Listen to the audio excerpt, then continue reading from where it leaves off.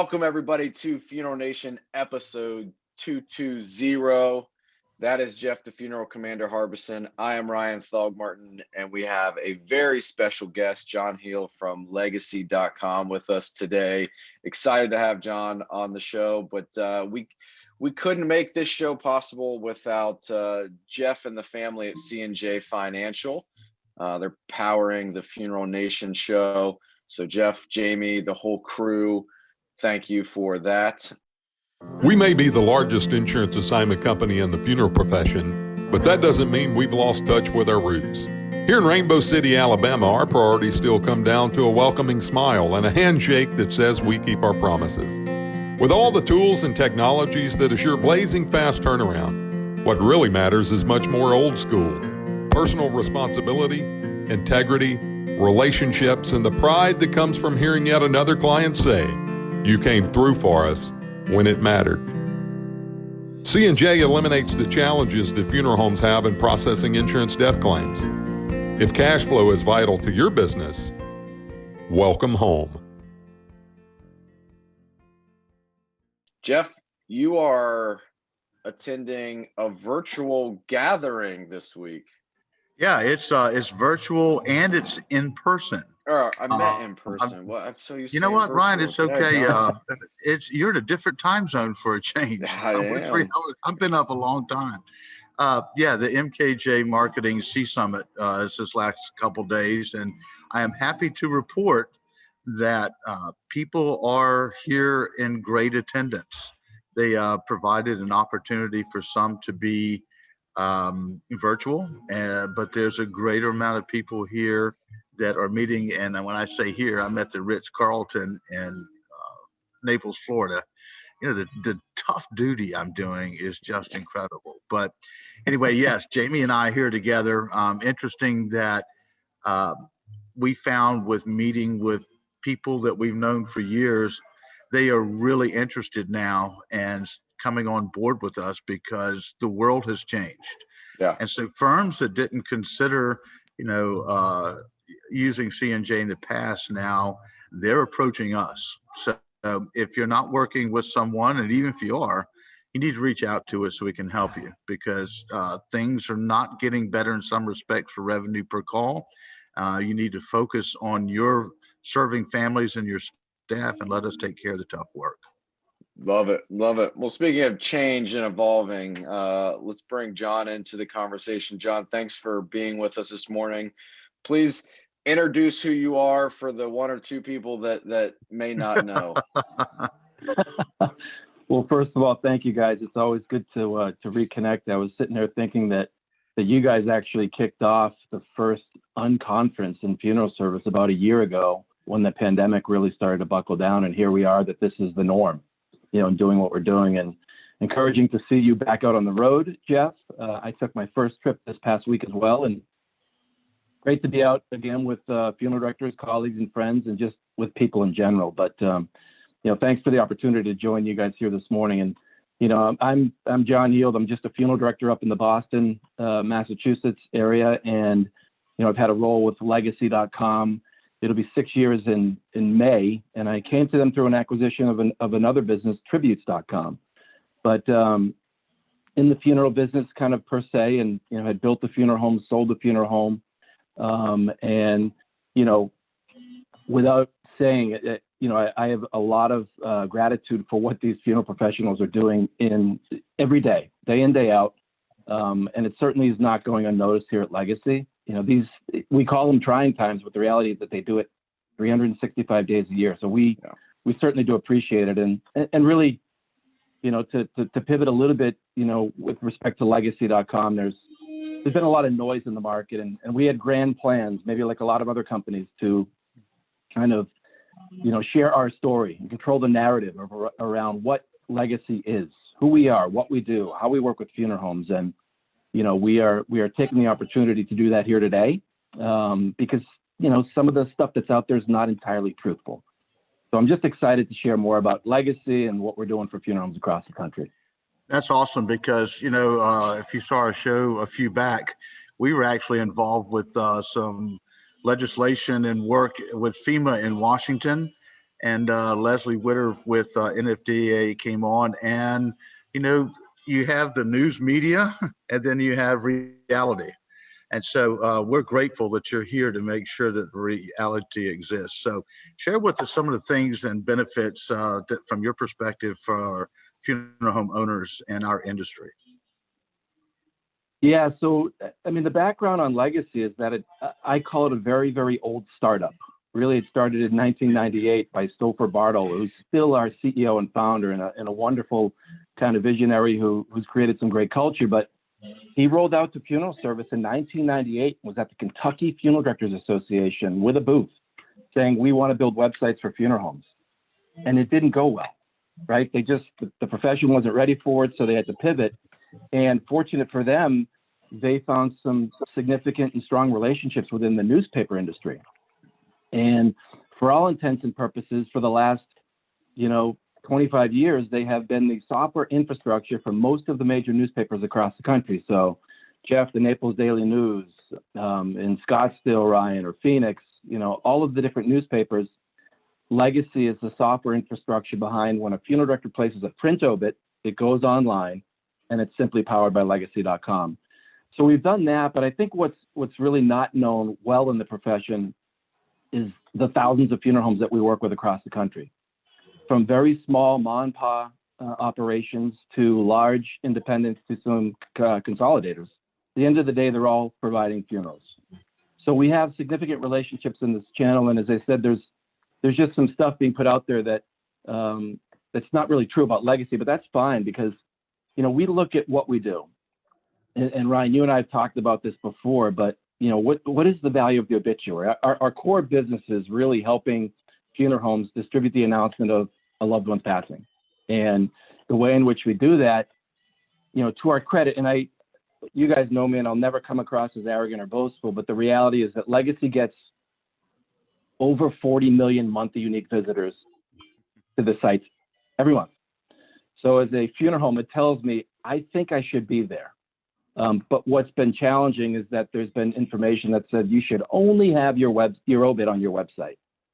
And, we look at what the value of the obituary is. It's to notify the community of a death, right? Celebrate a life, drive awareness of your brand, tell as many people as possible. And, one of the ways in which we do that is, funeral homes want to have their obituaries put onto legacy.com. So based on the fact that we've got that traffic and some of the SEO value that we do, we help them reach a completely different audience than what they're getting now. And, I put my funeral director hat back on and I say, I always want the families at my website. And for the families that know to go to Healed Funeral Home, they're going to go there. Legacy and the newspaper aren't even relevant. But when they don't, where do they go and how does my brand show up? So, we are really helping funeral homes increase their overall awareness. And we've got some really unique offerings to funeral homes that, in one way or another will help their business. Maybe not all the tools, but there are some in there that I think can truly help them. And here's we've rolled out a solution to the funeral profession called Legacy Pro. At a very high level, it is providing market intelligence. I know funeral homes track their competitors. They want to have a litmus test as to how they're doing in a market. And the way in which they do it is all over the map. They may have someone at the end of the month who's got to go and do a tally, go to all the different websites, go to the newspaper properties. So we now provide market intelligence for funeral homes across the country. You tell me who you want to track. We'll give you a dashboard. You log in. You'll see the call volume by location. The other things that we're doing is syndication. The reality is that the number of news obits being placed in the newspaper goes down every month. It is what it is. And maybe it's because of the price of the obit or the relevancy. And those are two main objections. But funeral homes and consumers want to have their obits on our network. So we'll syndicate their content. But when we do that, and this has been one of the biggest rubs against Legacy, and I'm not defending it because for most part it's been true. We get the statements, you steal traffic and then you sell flowers. So first of all, we don't steal traffic. We syndicate the obits on here and we drive value, awareness, branding for your funeral. If you want to participate with Legacy, we will pay you revenue share on flower sales. It's just what we should be doing. If your obits are on our site and we're monetizing them, let us have you be a part of the equation. And that hasn't been in the past, but it's a completely different thing. And then, Ryan, you and I always talked about a little bit about these, our funeral home directory.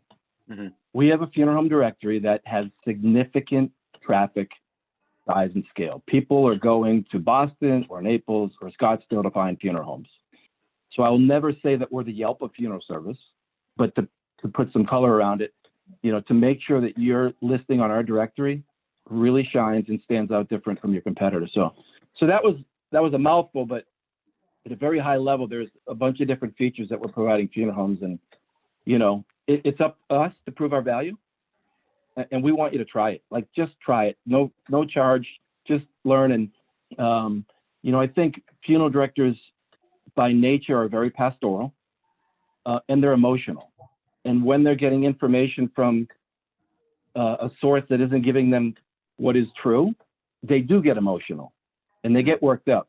But if they can put that aside and just listen a little bit in terms of why would I want to work with a company like Legacy, it's pretty apparent that, there are good things that you're doing, and how can I be a part of it? So hopefully that helps, Jeff. I know that was a loaded question, but.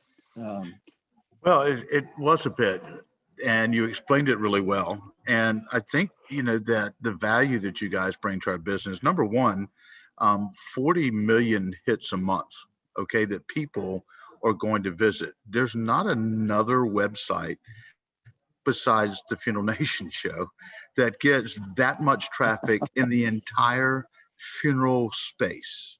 All right. So there has to be, from our profession, there has to be acknowledgement, from us in the field and owners and directors that that's a positive thing for our industry.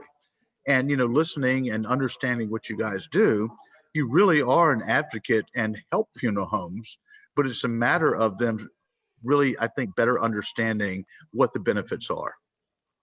Well, you look at it this way too, Jeff. Restaurants, kind of similar to funeral homes in that they're standalone operations. Do they think it's not good business practice to have their business represented on Yelp, use DoorDash, a Google listing, anywhere and everywhere in which to get their name out is what they're doing. Yet we've got some mindsets where I only need it on my funeral home website, and really the website business for funeral homes has shifted. You guys have seen it, right? You've been a part of it, where it's been, pay to play, build a website. Now it's shifted to free and all e-commerce. Well, I don't know of a funeral director that went into this business to sell flowers. That wasn't the primary reason. It doesn't say Healed Flower Shop. Oh, by the way, we do funeral barrows and cremations. So we will acknowledge that because we want to, it's certainly a viable part of the business from an e-com perspective. But if we can drive more traffic, branding, awareness, physical people to a funeral home because of the notification of an obituary, at the end of the day, I want more people through my front doors, right? That's my form of marketing. And the obituary is probably one of the best ways in which to market your business. You just happen to put it in the newspaper and the family pays for it. And that's not a bad thing, but boy, there is so much value and opportunity to helping a family share that someone they loved passed away, but for you to market your business. Yeah. I, John, you and I have had a lot of conversations about this kind of off camera, and especially over the last 18 months as Legacy Pros being developed and you're telling the story. And I think it's important that you're on a show like this where you can start to control some of that narrative, because they're, the stories are out there. And, I would say in the last 6 years, the way that Legacy, since you've been on board, has partnered with funeral homes, there's a whole lot of value and positive in that relationship. But I'm a big fan of whatever works. And I'm getting ready to do a live webinar for 400 funeral professionals in New York. And I will get asked every single presentation that I give. I still run an ad in the newspaper, or I still put a billboard out. Like, do I need to stop doing those things and only do social? No. Whatever works is what you should be doing. If you're getting great value out of that billboard or that newspaper ad and you can track it and there's value there, then continue to do it, whatever is working. And I think that Legacy is one of those components where you can have more exposure, which is really what you need. This is a relationship business. So the more consumers in your community that you can get in front of and build that relationship and provide value to them is huge. And, Legacy is doing a great job of bringing that traffic also back to funeral homes. There's a lot of other components that outside of just Legacy Pro that are valuable for funeral homes. So, I commend. So think about this, Ryan, right? So think about this, to your point. The funeral home website is your number one priority as your business owner, to make sure that it's optimized, that you're doing everything to get people to your website, and when they're there, that they're engaging in a meaningful way. And if that's buying flowers, so be it, or leaving a condolence. However, I can tell you unequivocally, the online obituary section at your local newspaper's website is the most visited property in your entire community. Hands down. It beats out local news sometimes double. So if they're not going to be at your website and they're going to their newspaper's online, paper for all of their sports news and weather, and in particular obits, how does your funeral home want to show up? Where does it show up? And what impact are you going to do when they are there to engage them? So if you look at that as a bad thing, then I don't know if Legacy really is a good solution. But so take your funeral home, your newspaper, now take the Google world and search. Yeah. If they're searching, chances are we're going to be able to help them, but we want to help them get to Legacy, but then get to the funeral home. And we are a very open book. Like, I am as candid as they come. And, what we haven't done is really showed funeral homes the proof in the pudding. We will give you a dashboard that shows you more analytics than you know what to do with, and you can give it to your expert, a guy like you, that says, is this good? Is what I'm doing here beneficial to my business? And if it's not, that's okay. But we just need to start doing more of that. It's interesting, John, a thought came to my mind of two things that are declining in our business. Number one are newspapers. Number two are flowers. Okay. So really having the argument by someone saying, well, you just forget that. They're declining business. What, though, is one of the most important elements of any business? It's intelligence. It's information. It's learning more about your potential audience. So you guys you've probably got as much data and intelligence about our business and who visiting, times, where they look for. And then, on the flower side and the, the newspaper, that's just immaterial anymore. And so that's just what came to my mind, that if you're a business and you're serious about what you're doing, you really should know everything you can possibly get your hands on in analytics. I mean, we do that at our business, and of course, Ryan and you guys do, but it's time where funeral homes step up their game. And I think there's a move toward that, where they're really going to have to make decisions for marketing, pricing, all sorts of other things. How do we reach this audience? Because, another piece of this too that is interesting to me is because our country's far-fetched. Look where the three of us are right now. I mean, we're literally at corners of the country. And so do you not think the same thing's going on with families and funerals and, having to Zoom and that sort of thing? Where are they going to get their information? They're not going to drop by the funeral home in Scottsdale or in Boston or down here if we're everywhere else. They're dispersed. So why not have the mechanisms and everything you can have in place in order to attract them to get to your space? Does that make sense? Yeah, 100%. And again, being a former owner, my mindset is, I just want as many people as humanly possible to see my name. I don't really care the platform that they're viewing it on.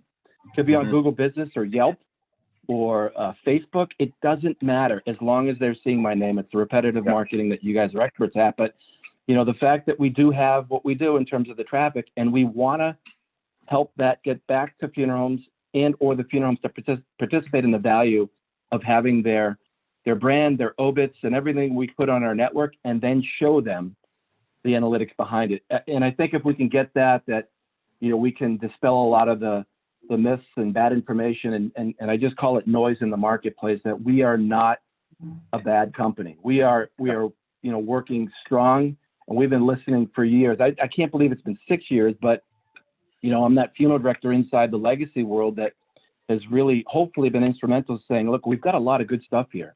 We just need to help show it to the funeral homes. And I think we're really in a good spot to start to deliver on that.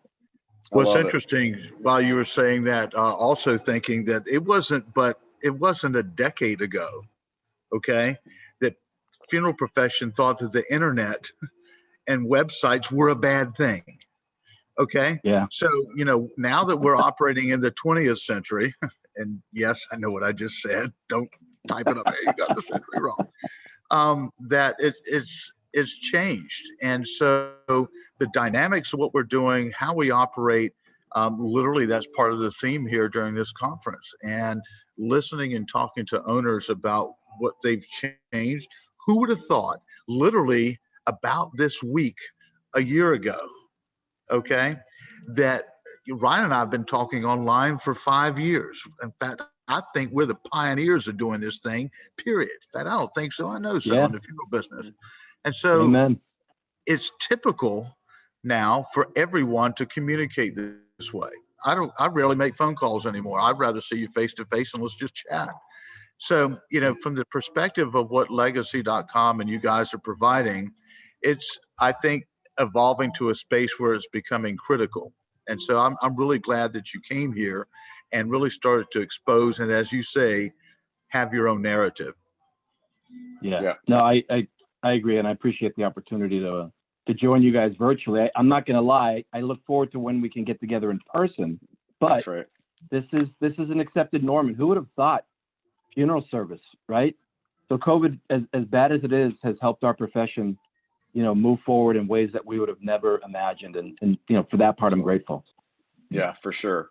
Well, John, thank you so much for being here. I think one of the things I've appreciated most about you over the last 6 years is you're always transparent, and very forthright. You don't back down from the conversation, and really telling the story and giving both sides of the coin. So I appreciate you again, just living up to that narrative of just being transparent and truthful. Thank you for being on the show and willing to come on to, start telling that story.